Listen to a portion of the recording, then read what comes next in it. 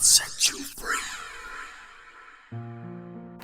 I know that some of you that are watching and or listening to this message do believe in a God of love, a supernatural creator that created a place for all of us to live, to learn, to reason, and to seek truth, to prosper and procreate, and that He has given us many gifts and abilities out of His love for us.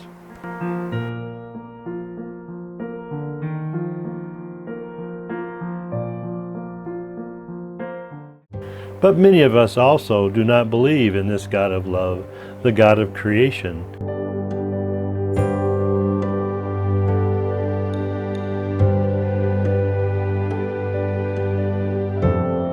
A super intelligent, all-knowing, eternal creator as revealed in Scripture. So I ask you this question: how did we come to exist as a complex, functioning, intelligent, reasoning, and willful creature, if not from a source outside of ourselves that is supernatural? You may answer this question that we, as humans and all of creation, came to be over millions and millions of years just by chance.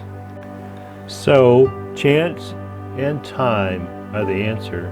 Well, if you really understand that this seems unlikely, and evolution by the mechanism of mutations over much time creates a complex, functioning, reasoning human being, then that is your choice. Well, for me, I love science and I love truth, and I do believe in a supernatural creator. So what evidence is there for my belief? That nobody has an excuse not to know that God exists if we just ponder and examine what He has made.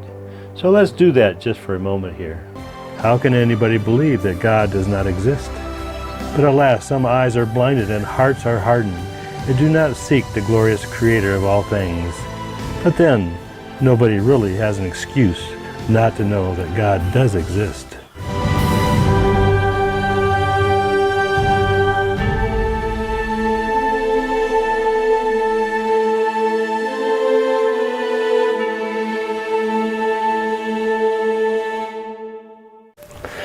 Scripture says this, quote, "For since the creation of the world, God's invisible qualities, His eternal power and divine nature have been clearly seen, being understood from what has been made, so that people are without excuse."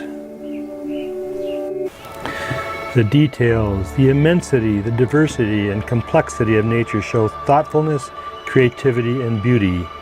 It's difficult to imagine how such intricacies could have come to be without an intelligent and beautiful creator.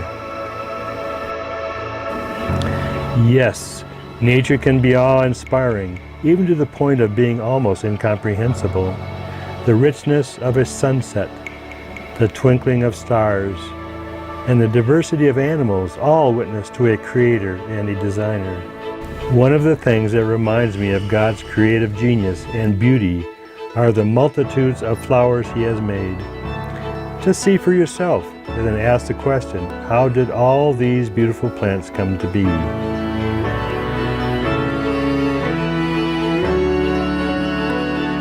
And then ponder the diversity and number of animals God has created by His wonderful imagination.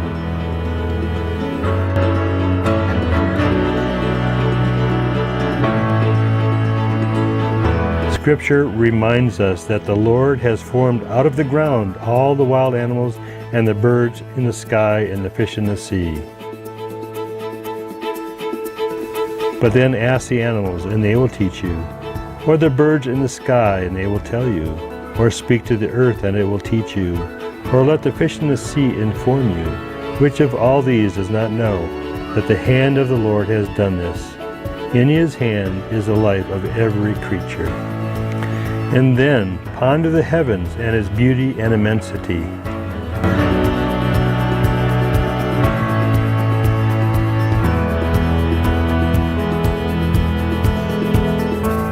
And then meditate on our own human body and all its marvelous functions, from the immense complexity of the human cell, the eye, the brain, and all that makes us functional as God's highest creation.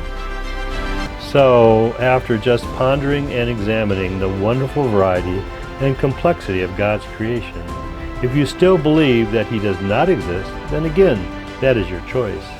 But I pray you will change your mind and seek your loving Creator.